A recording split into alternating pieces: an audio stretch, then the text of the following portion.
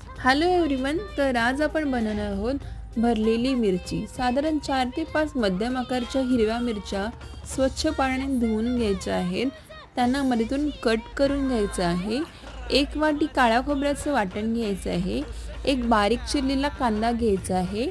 1 चम्मच लाल तिखट, 1 चम्मच हळद आणि 1 चम्मच जिरे टाकायचे आहे. सोबत 1 चम्मच तीळ टाकायचे आहेत आपल्याला आणि चवीपुरतं मीठ टाकून सारण जे आहे मिक्स करून घ्यायचं आहे आणि मिरचीमध्ये फिल करून घ्यायचं आहे. अशा सर्व मिरच्या आपल्याला फिल करून घ्यायच्या आहे.